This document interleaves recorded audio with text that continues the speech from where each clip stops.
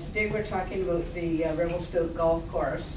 It's a very historic course in our community, and I thought it was worth exploring that history a little bit.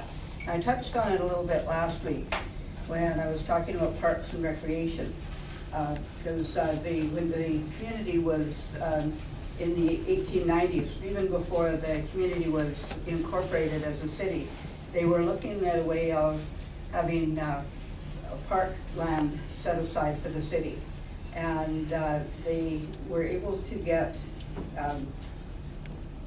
about close to 50 acres of land allocated by the Dominion government and it was known at that time as Columbia Park. So that's where the name Columbia Park goes back to. It goes back to that historic parkland that was allocated back in 1898. But the letters of incorporation for the Dominion patent for the grant wasn't given to the city until they had incorporated. So the city incorporated on March 1st, 1899, and they received the incorporation letters for the parklands later that year, because the Dominion government didn't want to cede land to an unincorporated area or just to a group of citizens, which is, they'd had like a little parks committee that had formed. So anyway, by 1899, it was formally allocated parkland known as Columbia Park. And as you can see, it was a fine spot for a picnic. There was a local turf association, Revelstoke Turf Association, that had formed in 1904 to organize horse racing. And prior to building a racetrack, they had been having the races on Front Street, which wasn't very popular with the businesses down there. The horses were kicking up a lot of dust going between around Front Street and Douglas Street. So they were looking at an area where they could develop a race course, and they got permission to build the race course within the Columbia Parklands, and so they set out the racetrack, and you can see just this is the only picture we have showing the original racetrack. And you can just see the curve of the fence there. They also built a grandstand, which was part of the race course. So the first fall fair and races were held in Columbia Park in 1908. And after that time, the fall fair became an annual event. Was quite popular. You can actually see, sometime during the conference, I lost my laser pointer. I'll have to borrow one from my cat. In the middle there, you can see like a triangle of poles. Somebody is actually hanging a dead animal, possibly a caribou or deer or something like that. And you can see there's lots of big tents put up, and so it was the fall fair was quite a big event. There was quite a bit of agriculture going on at the time as well, so they had a lot of agricultural events, best vegetable, best canning, prizes for women's handwork as well, and hens. So it was quite a big event. This was the SS Revelstoke taking people to the riverbank to let them come into the fairgrounds. The SS Revelstoke was a local boat. It was built by a group of local businessmen in 1902, and it was operating in this region until it burned down in an arson fire at Complex. It burned down the sawmill at that area. Cathy, sorry. So was there a road to the fairgrounds or where the golf course was, or did they just come by boat? There would have been probably a road of some sort, or a track, or a trail, but I'm not sure sort of exactly where it would have gone. I know that at that time access to the condos. There was a road there when they went under the tracks and out to the cemetery. Right, and down that same way. They had to go under the tracks. Yeah, I knew that's the way they went to the cemetery, so I was assuming there it would was have been an old farm down there too, so Yeah. there was a road. Yeah, there was quite a few farms in that area, but I wasn't sure exactly where the roads went. Well, maybe there was no underpass. Not the way there is now. The underpass was just under the only way to get under was under the rail, under the bridge. Where you walk. Yeah. Right where the walkway is. If there was a car in the previous photo. Yeah, they did, because the first cars came to town about 1907. Had to be roads and cars. Yeah. It's very good. Because I don't know what that big thing was. And in 1912, they built the agricultural hall. It was built by a local contractor, O.W. Abrahamson, and designed by a fairly prominent provincial architect, W. Wallace. It was built at a cost of $10,000. And if it looks familiar, it's because that's the building that's still being used as the golf clubhouse. And we'll see quite a few other pictures of it later on. The World War I put an end to the fall fairs for a while, and they never did resume, so the hall never saw that much use. But you can see there was actually two buildings that were built there for the fall fair. This is a picture of Jock Malcolm's farm. He was one of the farmers in that area, and you can see he had quite a large property, and that's property that was later incorporated into the golf course as well. And this was an event that was held at the Columbia Park in August of 1912. They had two big ceremonies in town that day. They had the opening of the Queen Victoria Hospital, or the cornerstone laying of the Queen Victoria Hospital, and then in the afternoon they moved out to the Columbia Park, where they had a ceremony to plant a post to mark the beginning of the mountain road to the summit of Mount Revelstoke. And at that time, Mount Revelstoke wasn't even a national park. But it looks like the two ceremonies in one day, and the long speeches were starting to get to them, because those two guys look like they might be nodding off there. Got a piano there? Yes, they probably, where are you seeing the piano? The left. Draped. I'm not sure if that was a piano or just a dais. It could have been, but I'm not really sure. The man who's speaking is Thomas Taylor, who was the MLA at the time for this area.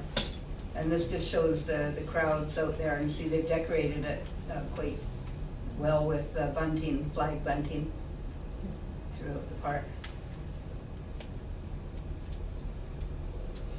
So that was a big event. A lot of the community went. And they had ice cream for the children, and then they had a smoker's social for the men, where they would smoke cigars until they continued with their ceremonies. And this is the post that they planted. This is an interesting photograph. It's some property that was near what's now referred to as the Point at the end in the Columbia Park area.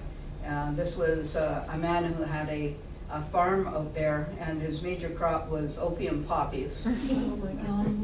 And it was, I think it was discovered at one point, it was being disguised with sunflower.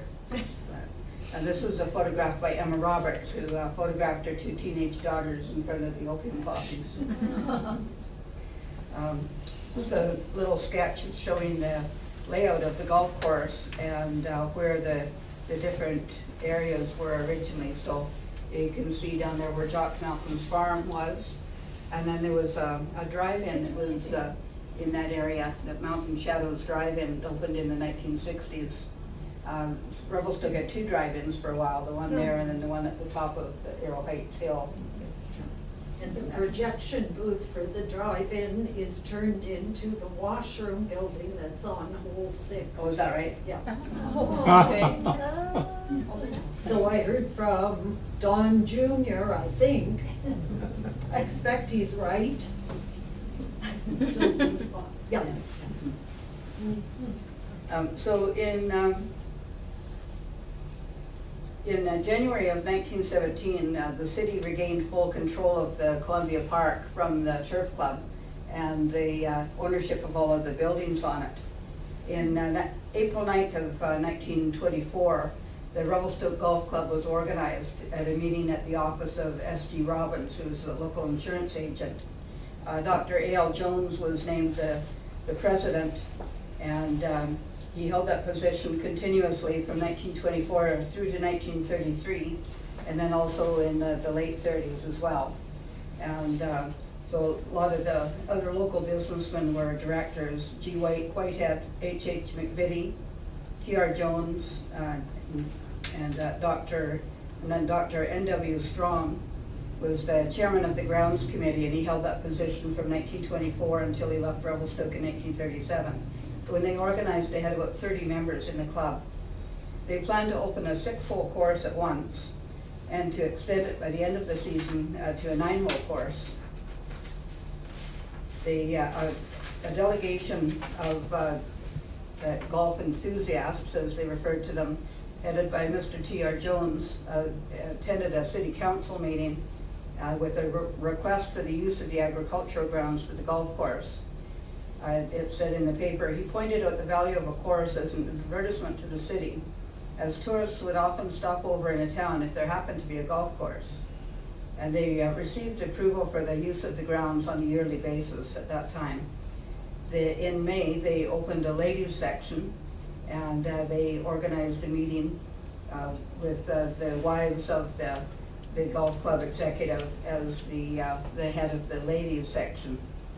The membership of the golf club in 1924 was $10 per person, $17 for 2 adults in a family, $5 junior membership for any child who was still attending school. Most of the work in the early days was done by volunteers. Mr. Thomas Griffiths, who had a farm in Big Eddy, and a team of horses were hired to clear the land.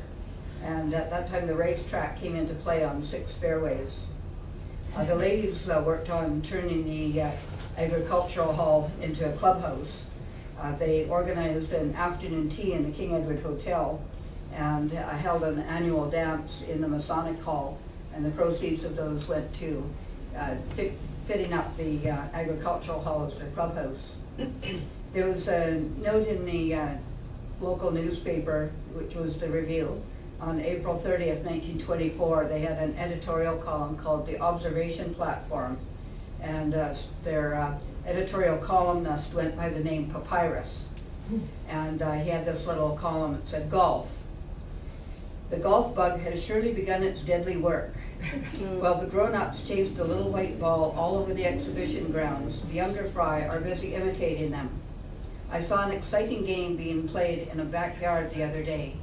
The young players used a piece of lead pipe for a golf club, and they showed remarkable skill in handling their crude driver. But what attracted my attention to their game was the swish of a golf ball as it passed my ear, rather too close for comfort. The game is surely going to be a big boost for Revelstoke and ought to lead to a large increase in the sale of glass." So we have the minute books of the golf club going back to their formation in 1924 and up until the 1950s. And this was from their 1924 minutes, June 4th. Green fees. Local residents will be allowed to play on the course if introduced by a member on each occasion for 3 times free, 3 times by paying a green fee of 50 cents per day, after which they must pay the usual membership fee. Introducing members must be responsible for entering the visitors in the visitors book and also for green fees. No fees for bona fide visitors residing outside a 20-mile radius.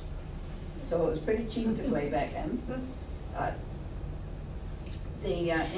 Also in June, they're really boosting the new club, and there was an article in the paper reproduced from the Financial Post about golf as an investment. It mentioned that there were twice as many golf links in Canada as there had been before the war. There's $25 million invested in land and buildings used by golf clubs in Canada. And at that time, there were 350 golf clubs in Canada, most in Ontario. British Columbia had 25 golf clubs in 1924. So in 1925, a city bylaw provided for a 10-year lease of the 46-acre property. The bylaw passed 212 to 33, so that one went to the voters. Said it is altogether probable that a lease of Columbia Park will be given to the golf club by the council, in which case the city will be spared any further expense in respect to this property, such as insurance on buildings and general upkeep. The golf club, if given the lease, contemplate improvements from year to year, putting the course into first-class shape for this increasingly popular sport. So just have a few photographs of some of the early players on the course.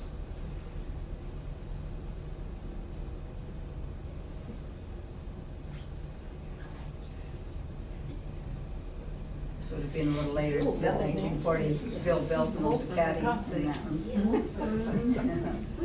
In 1926, they joined the Interior Golf Association, and in 1929, they instituted their first Ladies' Day, which was held on Fridays. I found a note in a 1931 newspaper on May 1st that said another hole-in-one made here by A.S. Brandon, who owned Brandon's Furniture and Funeral Parlor. And so I don't know, haven't found who made the first hole-in-one, but we have a little trophy in our collection that says the O.B. Allen Hole-in-One Club, Revelstoke, BC. And this one was won on the 8th hole, September 15th, 1936, by George Watson. So that's a trophy made for the Hole-in-One Club. I like the pith helmets. Sorry? I like the pith helmets. The These pith guys.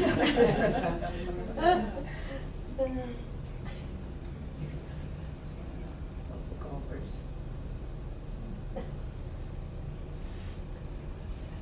Shades and So around 1930s. cards. In 1931, they held the BC Interior Golf Association Championship in Revelstoke for the first time. It was the end of May. At that time, it was men only who were allowed to participate. They had a complimentary banquet for the visiting golfers at the King Edward Hotel, which at that time was one of the real fine hotels where they had a nice banquet room. It said the Kamloops golfers took most of the honors at that event. The new interior champion was Fred Irwin of Kamloops. So the third flight went to W.A. Sturdy of Revelstoke, winning over S. Mars of Revelstoke. They also had a novelty event, a drive across the Columbia River north of the bridges. It said many valiant golfers attempted to span the 300-yard gap, but only Fred Irwin of Kamloops made the grade. He sacrificed the ball that had won him the championship title, but won the admiration of his fellow competitors and a substantial prize at the hand of Mr. Meeker by his singular feat. And this Mr. Meeker of Merritt had originated the competition and provided a prize.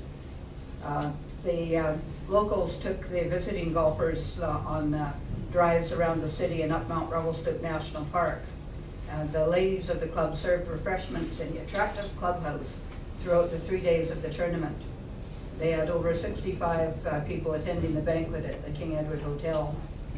Said all the visiting speakers complimented the local organization on the excellent condition of the course and its picturesque location.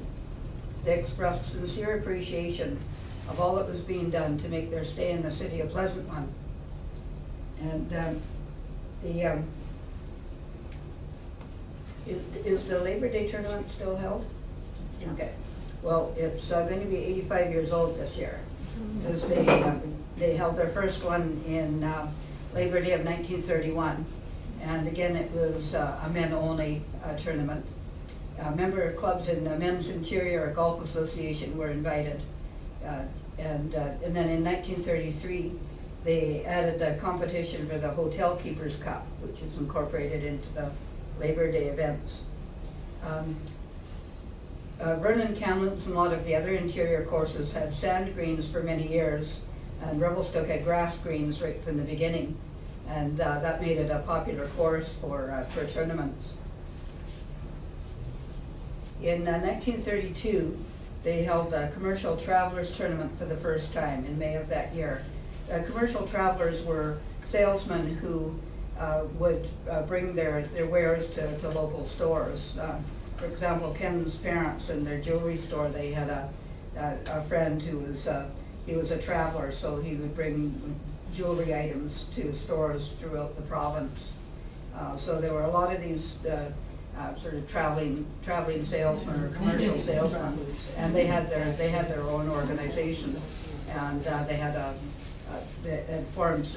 They would have golf tournaments as part of their annual meetings. So their first one was held in 1932, and couldn't find the exact number of how many people arrived. How many people came for that? The newspaper referred to it as several score, and their wives. This was the annual golf tournament of the Commercial Men's Association, and so they held it for the first time in Revelstoke and continued to hold it there for several years.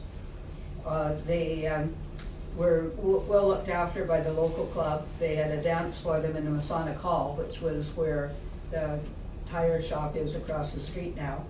And so the ladies section served dainty refreshments. Then on Saturday, they had a banquet in King Edward Hotel. And then after the events on Saturday afternoon, they handed out prizes. The winner of the tournament was Peter Boyd. Said C. Bowman was acclaimed the world's worst commercial golfer, a title which he cheerfully accepted. And they'd also proclaimed one of their group the world's best commercial golfer, Jack Fraser. And he and Bowman, the world's worst, said very generously donated a carton of groceries and a carton of other supplies to Queen Victoria Hospital.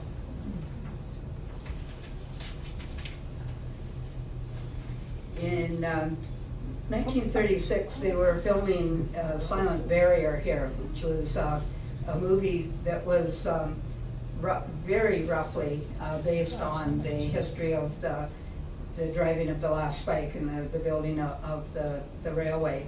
If you ever have a chance to see it, it's quite hilarious. It's probably the cheesiest film you'll ever see. But one of my favorite scenes, it looks like this might be the start of the scene here.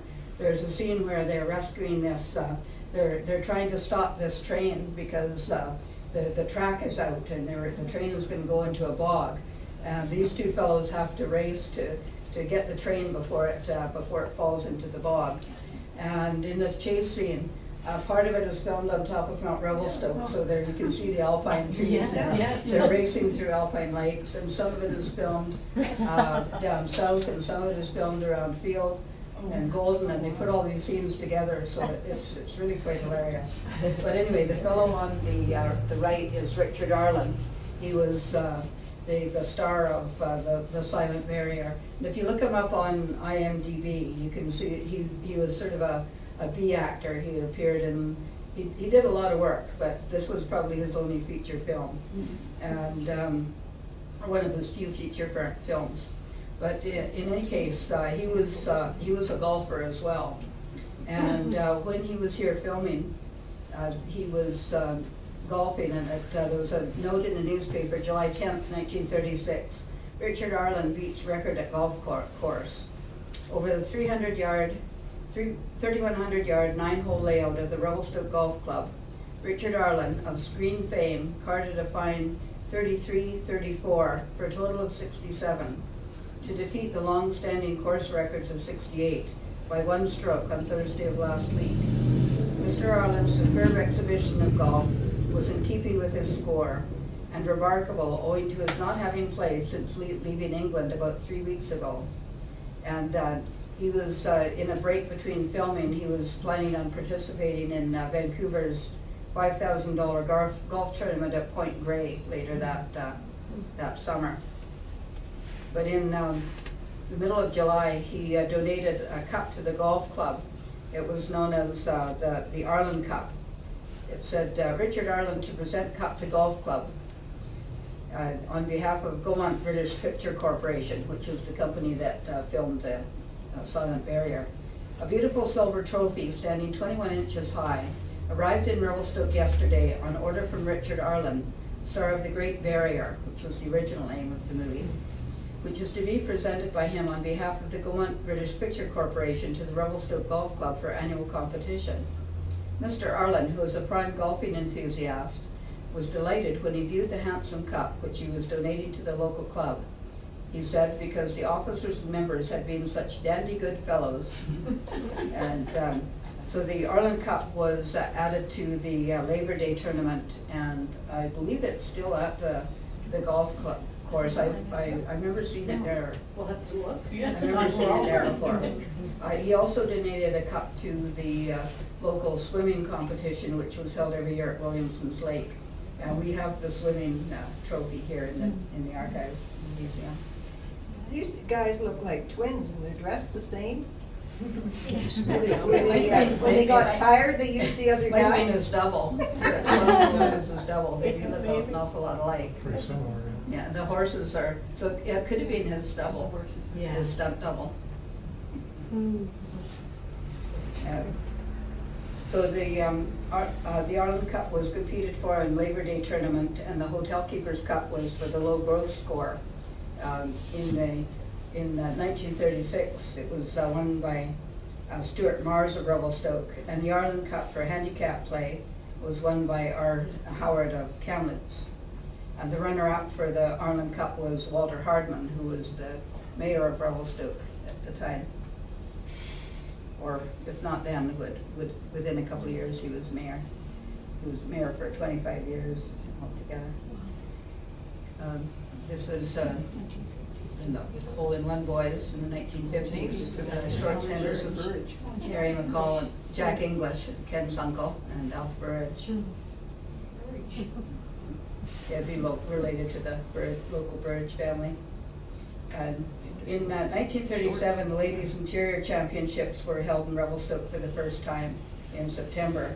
They had 33 players from Kamloops, Vernon, Kelowna, Salmon Arm, and Revelstoke playing 18 holes. And the Ale Cup was won by Mrs. Petman of Vernon. And again, they held their banquet in King Edward Hotel. In 1942, Japanese people, regardless of citizenship, were denied playing privileges to the golf course. And that was quite common, especially throughout British Columbia. Of course, the Japanese citizens were interned then during the war. And that motion was ratified by the club in 1947, which was obviously after the war. In 1949, they had a request from the Japanese Canadian Citizens Association that their members be allowed to play golf. And they mentioned that the motion of May 13th, 1942 had barred members of the Japanese race from membership in the Revelstoke Golf Club. So from the minutes of the annual meeting, it was held in City Hall, April 6, 1949, where 27 members were present. Said correspondence from the Japanese Canadian Citizens Association was read. A discussion on the application of the JCCA to allow their members to play golf followed. It was moved by G.A. Davidson and seconded by S.J. Williams that this application be dismissed. The vote was 3 for the motion and the balance of the meeting against.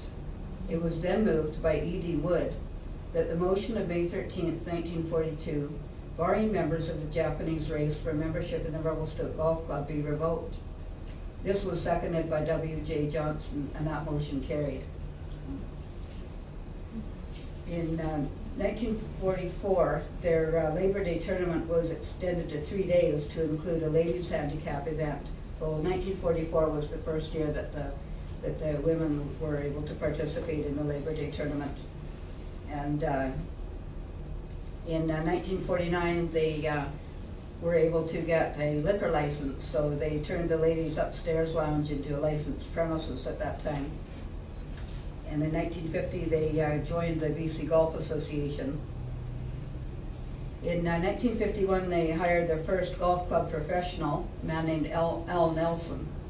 In September of that year, the club agreed to hire him again for the following year at a salary of $175 per month for a 6-month period.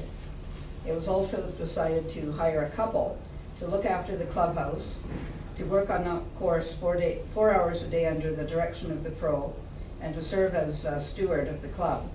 And the couple would be paid a salary of $200 per month, a combined salary, so $200 for the two of them, for a 6-month period.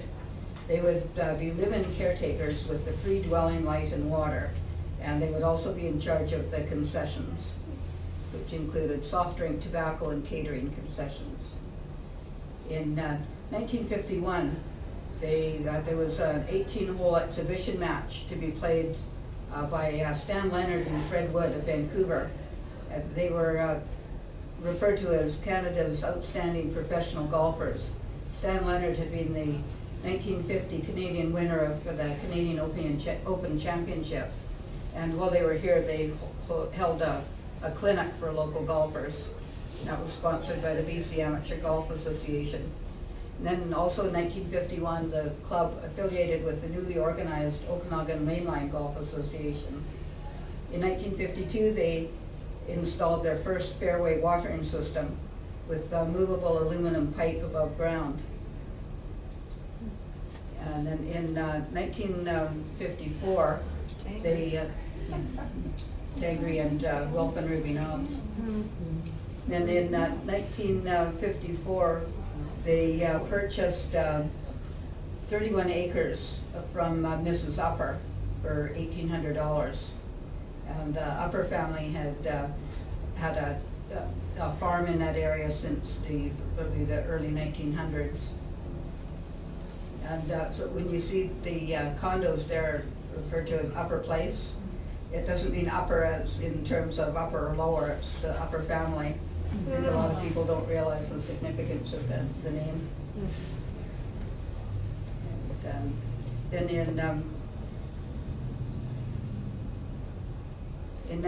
this is their moor with Ernie Hallam and Jack Graham. With the kids. Yeah. And there was lots of things in the minutes about, I'm not sure the year on this mower, but there was the mower took up a lot of time in their minutes because I think it was breaking down quite a bit.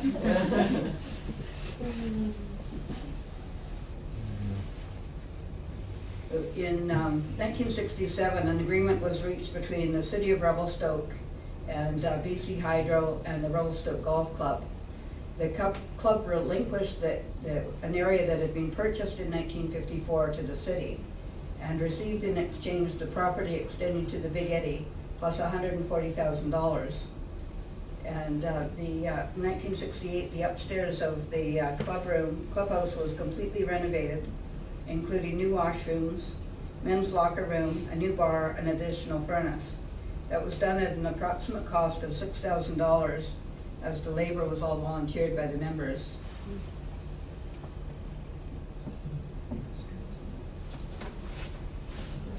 Stop for a little photo break here.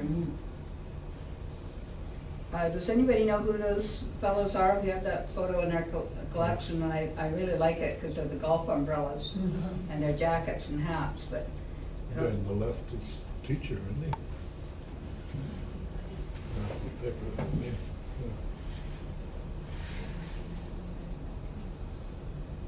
maybe I'll put this on Facebook, see if anybody recognizes anybody.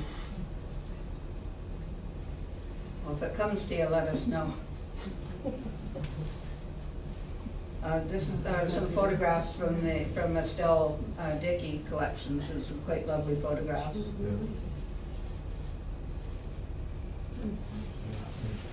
We've got quite a few photographs showing the clubhouse in different years and different stages, the different sidings that they put on it over the years as well.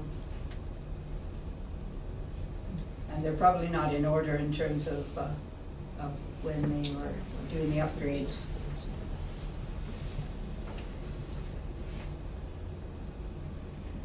That's another nice one.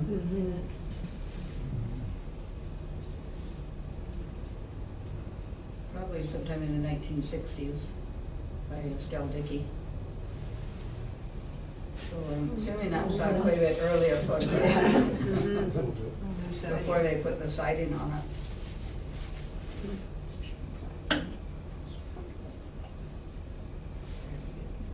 And they've got a little archway in front of it there. Well, in 1972, the city cleared the trees opposite the existing course for tennis courts, which were never built. And Craig Rutherford, who was the golf club president at the time, brought in gravel into that area to create a golf driving range. And so the land that had been owned by the BC Hydro was turned over to the city, and the snowmobile club requested it for their oval racing track. The golf club objected, and the city offered land in the industrial park to the snowmobile club and allowed the use of the land for the golf club expansion. So in 1974, the construction of the new 9 began under a golf course architect, Norman Woods. He was a well-known Canadian golf course architect who had designed courses in Manitoba, Alberta, Montana, and British Columbia, including 2 which were on the top 100 Canadian courses list at that time. The club, even with his credentials, they were a little skeptical, and they insisted that he redesigned the 8-hole first so they could see his work. So after that, they hired him at a cost of for the work, and all of the work of developing the new holes was a total cost of $150,000. 1/3 of it came from the province, 1/3 from the city, and 1/3 from the club. A few more pictures of the golf clubhouse.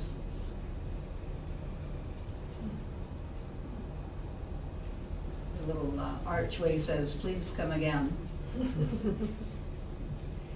So this is the pictures that I took out of the Revelstoke Herald newspaper when they opened the new 18-hole course on June 12th, 1976.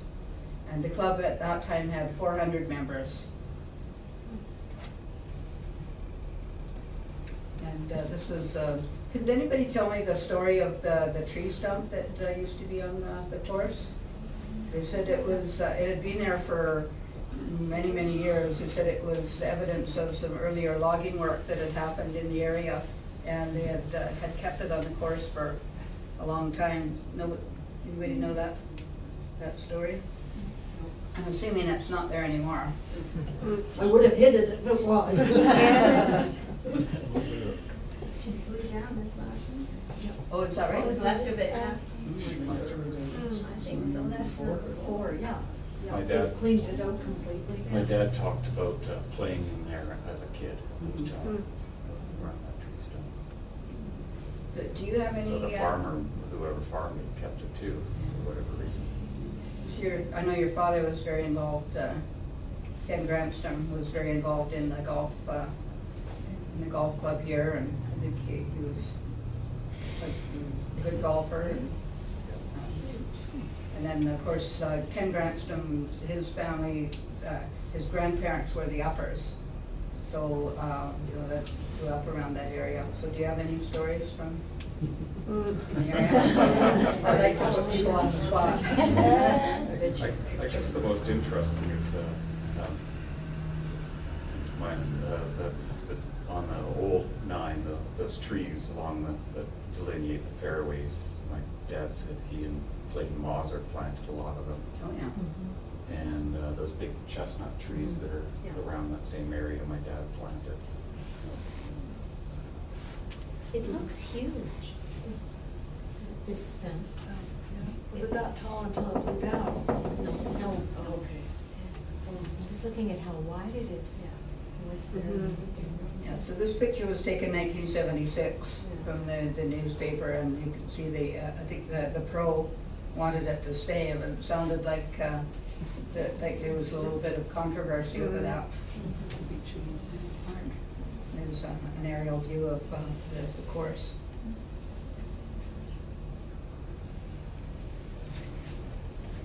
Woods Lake. So I'm assuming that was named after the architect Norman Woods.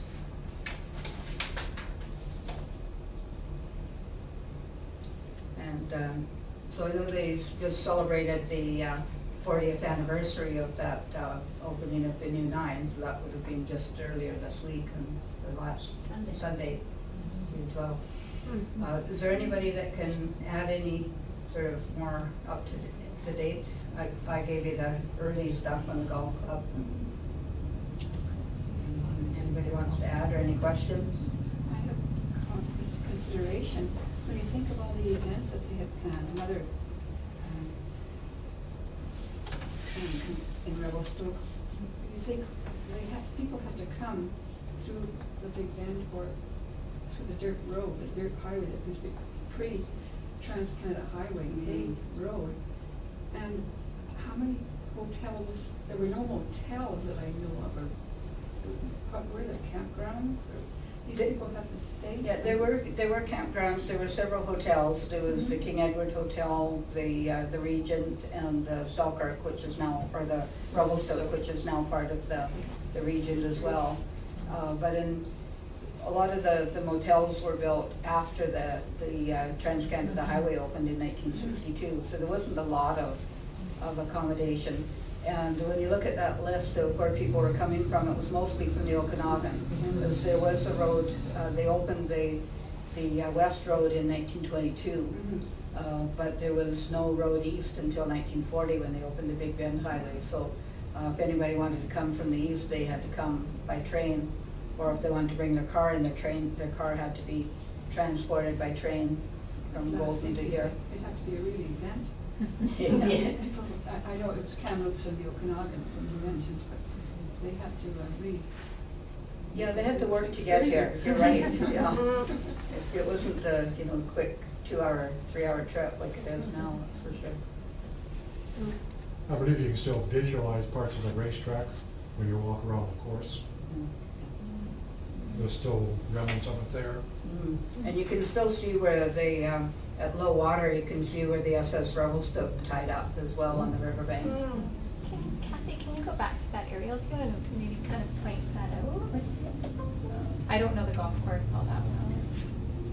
That cement post that's in slide 10 Yeah. with the writing on it, that's still there. I think it's still there, isn't it, Pam? Yeah, it's close to the clubhouse, but in that little patch of woods, I think. Right between number 1 and Number 10, yeah. Oh, you wanted, this one, is this the one you wanted to? Well, I guess so, I was just kind of trying to figure out where the racetrack was. Number 1, Can you see from there where the racetrack would have been? Well, from the clubhouse, you can see things. and where can you see where the SS? Looks like a River's low? Well, circular track. If you go out from the clubhouse to the riverbank, and then I think it's just a little bit south of the bank. Actually, Ken showed me where it was a few years ago when we were out there for it would have been in 2012 when we commemorated the 100th anniversary of the driving, or the finding of that post to mark the beginning of the road construction. And of course, once they did start the park road, they didn't start from there anyway. They started from farther up the Big Bend Highway. Those 4 guys in the last picture, I'm pretty sure one of them was Bob Hughes, Oh, school teacher, and the one on the left, Okay. dark haired, and it's a spitting image of him. okay. Yeah. Yeah, if I was thinking, if I put it on Facebook, somebody might be able to identify them for me. There's lots of peculiar stories that I kind of always heard growing up. The one that sticks in my brain is there was a bar upstairs, and it was closed on Sundays, but there was kind of a secret passageway.